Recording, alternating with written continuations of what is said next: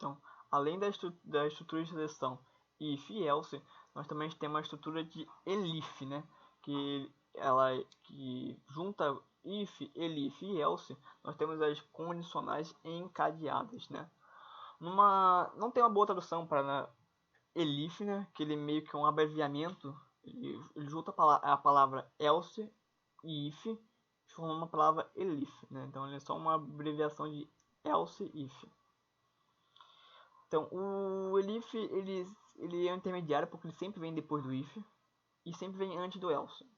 E eu posso ter diversos elifs durante o meu programa. Posso ter em uma sequência de programas diversos elifs. Então isso me lembrou de uma coisa aqui.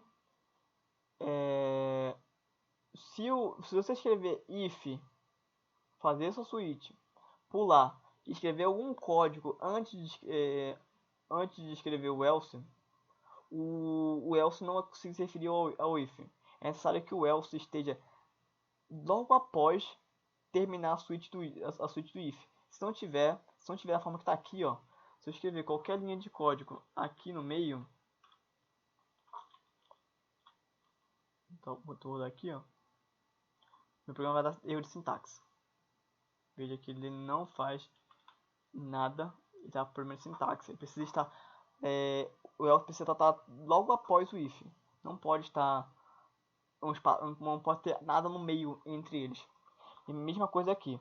O if, elif e else, eles têm que estar em sequência, podendo ter mais de um elif aqui. Posso ter 10 elifs aqui no meio, mas eu posso ter 100 se quiser, posso ter 200, não importa. Mas tem que estar em sequência, sem nada, nenhum código, nenhum mini código entre eles. Por isso que é importante manter essa switch identada de 4 espaços aqui, como eu vi falado.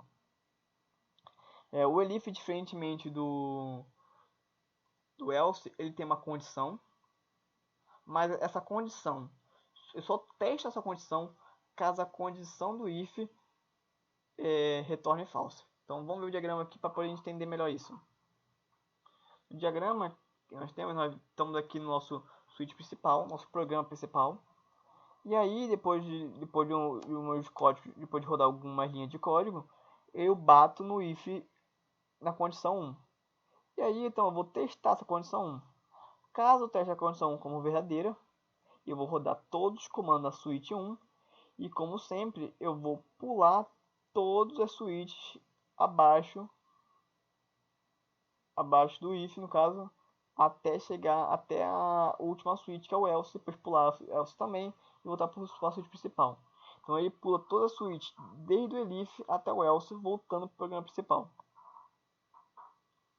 Então, eu bati na condição, testei a condição e retornei falso. Ele vai testar a condição 2, que é a condição do elif. Caso seja verdadeiro, ele vai entrar na switch 2 e o programa vai continuar seu fluxo. Indo de volta para a switch principal, pulando todos os elifs abaixo do primeiro elif aqui, né? No caso, como esse aqui é o nosso primeiro elif, a condição retornou verdadeira, ele pula todas as switches que estão aqui no meio, no caso, aqui posso ter quantos elifs eu quiser. Então ele pula todos os elifs aqui no meio e volta lá para a switch principal, que é o programa principal. De novo, caso essa condição do elif retorne false, eu passo para o próximo elif que está aqui no meio. Então, se todas as condições dos elifs derem falso, aí eu vou para o else. Por isso que o else é o caso contrário de tudo.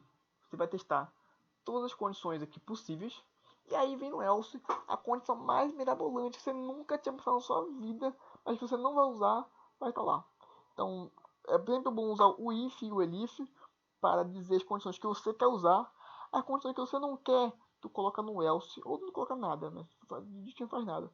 Ou tu coloca no else e diz, não atendeu as condições necessárias. Sei lá, você vai escolher, decidir como você escreve isso aí. Mas o else é aquilo que é depois de todos os testes do if, elif, elif, elif, elif, até testar o último elif e voltar pro else. E assim vai. O bom do elif, no caso, como eu falei, é que se eu testar a condição, uma das condições, eu pulo todo o resto. Então o programa ele deixa de processar várias coisas. Se eu colocasse vários ifs sequenciais, poderia ser substituir o elif, mas o meu programa iria testar a condição de todos os ifs, mesmo que uma desse certo. Mesmo que a switch, o primeiro if desse certo, se tivesse mais ifs em sequência, ele vai testar todos os ifs abaixo e com isso pode gerar um problema. O if, elif e else é o principal. Esse aqui normalmente vocês vão utilizar nos seus códigos. Vai ser dificilmente vocês vão fazer um código um código de assim, para trabalho mesmo, um código para trabalhar que não contém essas condições aqui. Claro, no nosso curso a gente vai tentar, a gente vai facilitar um pouco, trabalhar com algumas separadamente e depois lá pro final bota uma questão usando todas as condições que estão um pouco mais complicada, mas deixo mais como um desafio para vocês do que mais que algo que vocês tenham que aprender de verdade. Eu quero que vocês entendam somente que essa condição aqui vai ser o genericão, né? O genérico do nosso Python. E aí, quando depende do que eu quiser, eu tiro um ou tiro o outro, né? Mas sempre começa com if. Não posso ter elif, não posso ter else, se não ter o if. O if aqui, ó, tô frisando bem aqui, ó, é a principal. Ele tem que estar sempre para poder testar. Ele é o primeiro, tem que sempre existir. Aqui, um teste para a gente frisar essa ideia, né? Um teste para a gente frisar essa ideia de if, elif e else. Então, tem uma estrutura condicional de if, elif e else, né? Mesma coisa que o outro. Eu tenho atribuo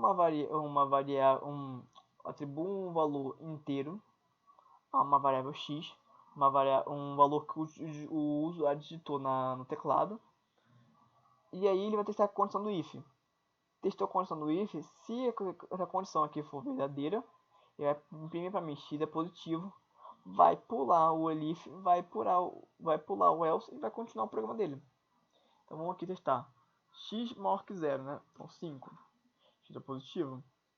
Se x for negativo, ele dá x negativo. Vê que ele não dá mais x negativo ou igual a 0. No caso, aonde... Opa, deixa eu parar isso aqui. No caso, aonde o número é igual a 0, x é igual a 0.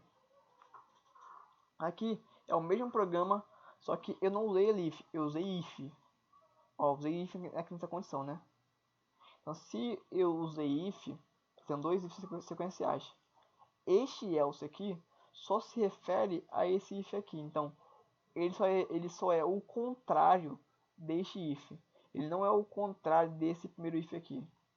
Então, posso ver o seguinte aqui, ó. Se esse else é o contrário desse aqui, se eu colocar x positivo, ou seja, se eu colocar valor 5, 5 é maior que 0. Então ele vai imprimir x é positivo. Mas quando ele for testar ele vai vir aqui e depois testar essa. Porque ele não pula esse if aqui.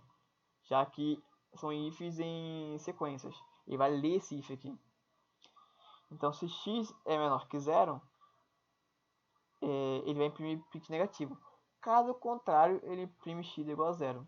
Então se eu colocar 5 aqui, ele vai testar essa condição, vai dar verdadeiro, vai imprimir isso aqui. E por ser positivo também, ele não vai entrar aqui, mas vai entrar aqui. Então vai para mim x igual a 0. Então, só para sem mais conversas, 5, x é positivo, x é igual a 0. Por isso a importância de usar elif e não somente uma sequência de if. Elif, if, elif e else. E eu tive problemas enormes com programação, porque eu só usava if, até eu aprender a usar o elif. Por último, das nossas estruturas de seleção, nós temos as condicionais alinhadas. O que são condicionais alinhadas? É basicamente este é o if, elif e else, só que escrito de outra forma.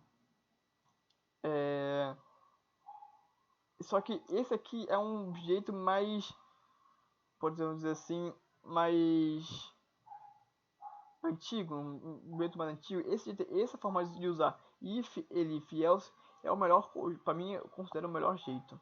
Caso você não queira usar esse aqui parece de certa maneira ela é mais intuitivo porque você segue isso aqui, né? Você vai seguir esse diagrama de fluxo. Quando for falso, você vai entrar aqui, vai ver vamos dizer, um monte de chavezinhas, né? Aí vou seguindo sim, sim, sim, sim, sim, não, não, não, não, não, não. Não tem como explicar isso, mas parecendo aquelas chaves de torneio, né? Que vai diminuindo, né? A chave de torneio vai diminuindo, né? Por causa que vai aumentando. Porque eu vou ter várias alternativas, que vai abrir vários ramos. Então, esses condicionais alinhados é basicamente isso aqui, só que ele usa muito mais processamento. Mas às vezes para você entender é um pouco melhor, vai para você melhor entender. Eu não sou muito bem assim, eu gosto desse aqui. Pode vir aqui que eu vou botar x igual a 5, positivo. X igual a 0, igual a 0. X igual a menos 7. Então basicamente isso, né? Que ele recebe o valor e aí ele verifica se x é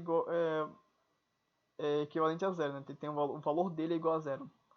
O valor, se for igual a 0, ele vai printar isso aqui. Se não, ele vai entrar no else. Ele vai ver esse x aqui. Se x maior que 0, faça positivo. Se não, faça isto. Aí eu poderia ter aqui mais outros ifs aqui, outros conjuntos de if elses. Esses são as condições alinhadas, quando eu vou ter um if else dentro de outro else. E assim sucessivamente, formando várias ramificações. Não considero esse aqui o melhor jeito, podem usar, mas eu prefiro usar esse aqui. Até mais que esse aqui, eu sinto que esse aqui é muito mais rápido do que esse aqui. Além de, sempre é importante, um conselho que eu acho bom, importante para todos vocês. Sempre coloca na primeira condição a mais provável. Se você tem um problema onde, para mim, não é muito difícil se x é igual a zero. É mais fácil ser x maior ou menor que zero. Então, se eu colocasse aqui x é igual a zero no if, no primeiro if, é certeza que a maioria dos casos, que de número que eu colocasse, o meu programa não iria ler esse if, ele ia testar o if, dar zero, dar falso, depois ia partir para um elif, testar ele para dar certo ou não, depois ir para o outro. Então, eu não quero, se eu colocar a condição que menos aparece no meu programa, uma condição que eu quase nunca vou ter, ele vai usar muito do meu computador testando toda vez aquela mesma coisa que eu sei que nunca vai ter. Quase nunca vai ter, no caso. Como o x é igual a zero é a última coisa, normalmente x é igual a zero é um valor único, a chance dele ser selecionado é muito pequena em relação aos positivos e negativos, então eu coloco ele por último, como uma exceção. Eu sempre coloque a maior exceção de todas, então meio que se priorize por ordem de exceção, né? Aqui é o que mais comum, aí vai indo para o menos comum, até ir para o mais raro possível. Deixe sempre uma ordem de prioridade, uma ordem de possibilidade, né? Por exemplo, uma tabela de possibilidades. Quem tem mais chance de ser verdadeiro e quem tem mais chance de ser falso. Você coloca aqui em cima. E o mais chance de ser falso, coloca lá embaixo.